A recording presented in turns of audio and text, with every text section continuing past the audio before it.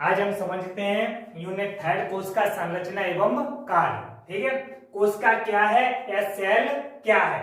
तो जीवों की संरचनात्मक और क्रियात्मक इकाई को ही कोशिका कहते हैं। जीवों की संरचनात्मक और क्रियात्मक इकाई को ही क्या कहते हैं? कोशिका कहते हैं। कोशिका की खोज किसने की थी? कोशिका की खोज की थी रॉबर्ट हुक ने। कब की थी? सन 1664 में। खोज को इंग्लिश में क्या बोलते हैं? डिस्कवरी। क्लियर? कोशिका कितने प्रकार की होती है? कोशिका मुख्य रूप से दो प्रकार की होती है। कितने प्रकार की होती है? दो प्रकार की, प्रोकैरियोटिक कोशिका और यूकेरियोटिक कोशिका। वे कोशिकाएं जिनमें विकसित केंद्रक नहीं पाया जाता है उन्हें प्रोकैरियोटिक कोशिकाएं कहा जाता है, और वे कोशिकाएं जिनमें विकसित केंद्रक पाया जाता है उन्हें यूकेरियोटिक कोशिकाएं कहा जाता है। अब यूकेरियोटिक कोशिकाएं कितने प्रकार की होती हैं? यूकेरियोटिक कोशिकाएं भी दो प्रकार की होती है। नंबर 1 जंतु कोशिका और सेकंड नंबर पादप कोशिका। जंतु कोशिकाएं किन्हें कहते हैं? वे कोशिकाएं जिनमें कोशिका भित्ति नहीं पाई जाती उन्हें जंतु कोशिका कहते हो। जिनमें कोशिका भित्ति पाई जाती है मतलब सेल वॉल पाई जाती है उन्हें पादप कोशिकाएं कहते हैं। क्लियर? इसके बाद जंतु कोशिकाओं में जो रिक्तिकाएं पाई जाती हैं वो कैसे आकार की होती है? छोटे आकार की। लेकिन पादप कोशिकाओं में रिक्तिकाएं कैसी होती है? बड़े आकार की।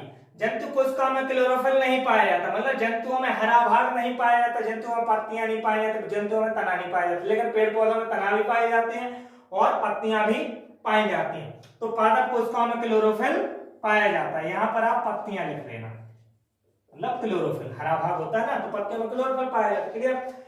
जंतु कोशिकाओं में भोजन का संचय ग्लाइकोजन के रूप में होता है, जबकि पादप कोशिकाओं में भोजन का संचय किसके रूप में होता है बेटा? स्टार्च के रूप में होता है। जंतु कोशिकाओं में लाइसोसोम पाए जाते हैं, लेकिन पादप कोशिकाओं में लाइसोसोम नहीं पाए जाते। जंतु कोशिकाओं में माइटोकॉन्ड्रिया की संख्या कैसी होती है बेटा? अधिक। लेकिन पादप कोशिकाओं में माइटोकॉन्ड्रिया की संख्या कैसी होती है? कम होती है। क्लियर है?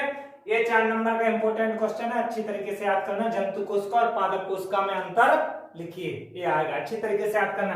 सेकंड समझते हैं प्रोकैरियोटिक कोशिका और यूकेरियोटिक कोशिका में अंतर समझिए, ये अंतर लिखिए। देखो, वे कोशिकाएं जिनमें विकसित केंद्रक नहीं पाया जाता है, मतलब सभी कोशिका में नहीं पाया जाता उन्हें प्रोकैरियोटिक कोशिका कहते हैं। जिनमें विकसित केंद्रक पाया जाता है अर्थात सभी कोशिका में पाया जाता है उन्हें यूकेरियोटिक कोशिकाएं कहते हैं। ठीक है?